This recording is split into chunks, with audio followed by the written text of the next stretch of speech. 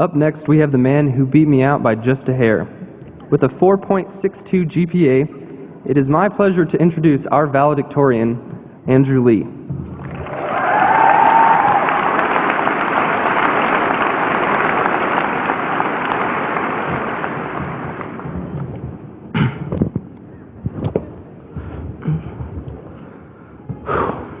Good afternoon.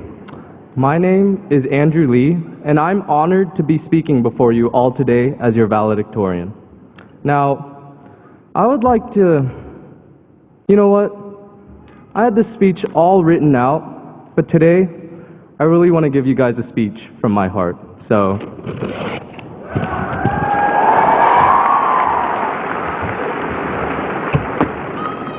let's see, where to begin?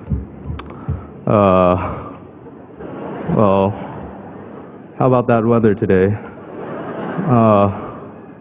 You know, in hindsight, this probably wasn't one of my brightest ideas. Luckily, I prepared for situations like this.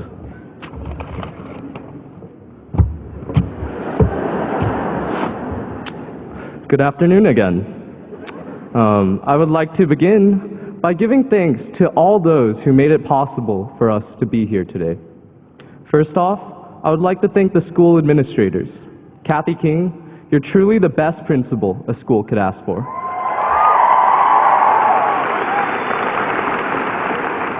And Ms. Puster, I was so fortunate to have you as my counselor. To our friends, thank you for all the memories. I know I would never have made it through high school without all of y'all. And thank your parents.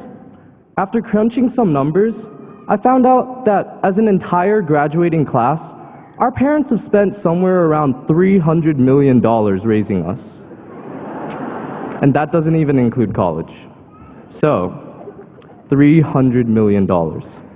With that much money, they could have bought themselves 460,000 Chipotle burritos. And that is 600 million calories, or 170,000 pounds. So yeah, parents, you might want to think about thanking us sometime. And Mom, Dad, I love you. Thank you for everything you've done for me. Then, of course, there are our teachers.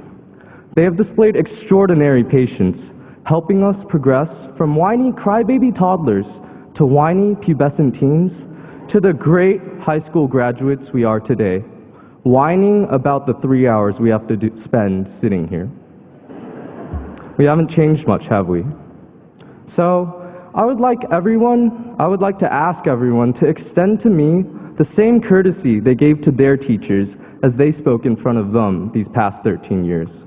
In other words, feel free to text, whisper to your friends, pass notes, or zone me out from time to time. Now, without further ado, congratulations, class of 2012. Woo!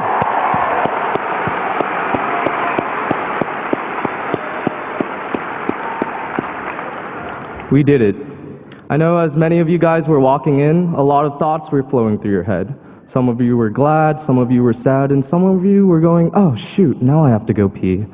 But one thing's for certain.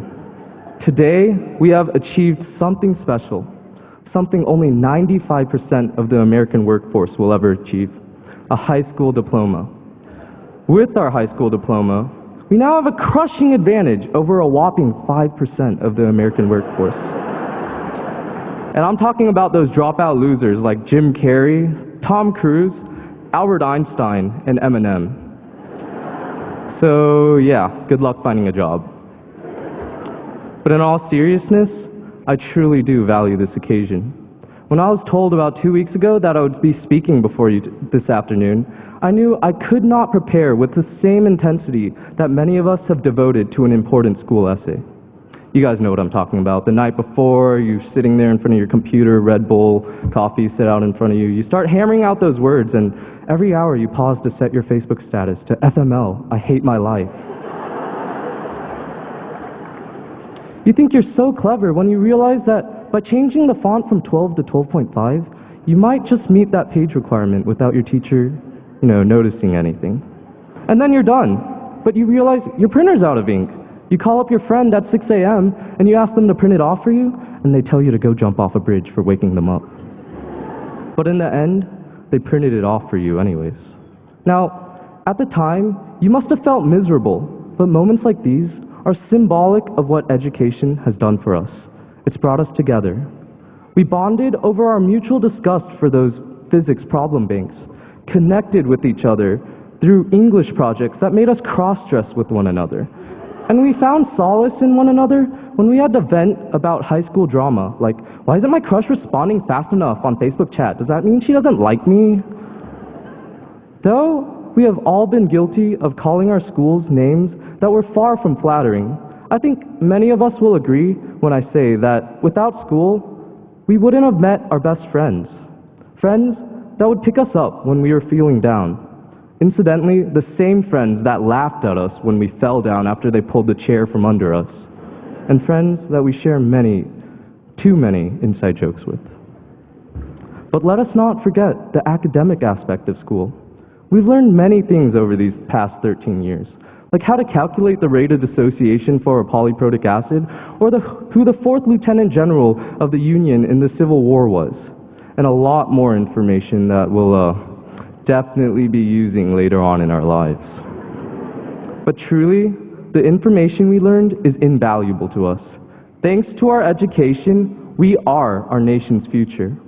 I look out in the audience today, and I see a future doctor who will be offering all of our families free health care, right? That wealthy business executive who sees the hidden potential in people like me and hires them for innovative new jobs like power napping or pencil sharpening.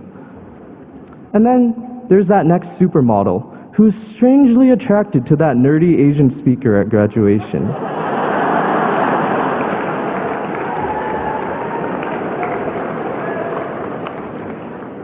So, as we go off on our separate paths, I ask that you remember your roots.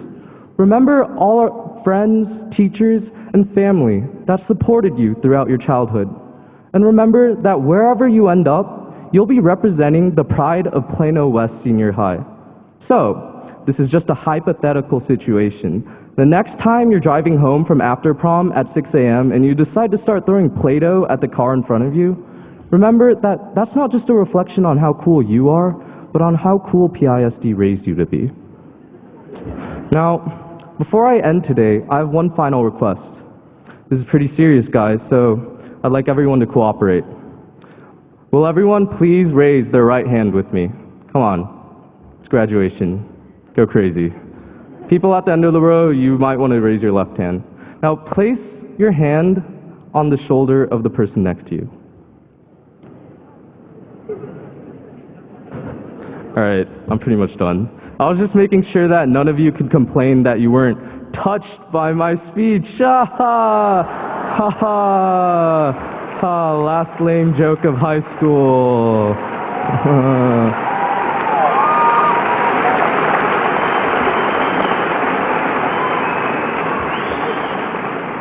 So, looking at the time, and mainly because my throat's pretty dry by now, I think it's about time that we close this thing up, because I'm pretty sure all of you are just eager to get to the 1,000 or so names being called. Looking around the room, there's no doubt in my mind that the ending here is simply the beginning of a new life. There are no words that could possibly capture the hopes and dreams of every student in this auditorium. So today, I'm not going to end this speech by telling you how to live your lives or end with a cliche quote like, "I want to be the very best," but rather pause here so that each one of us can fill the silence with the words to our own dreams and futures. Thank you again, class of 2012, and I wish you all the very best.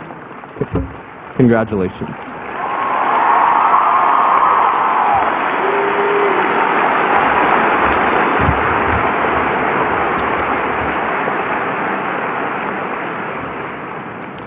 Next up, I have the pleasure of introducing a classmate who not only excelled inside of the classroom, but also outside of school. He proved to me that you don't have to be 6 foot tall to play sports. Unfortunately, he failed to tell me that you have to have a measurable amount of talent, so I rolled my ankle playing basketball. But, ladies and gentlemen, your student Congress President, Blake Ligon.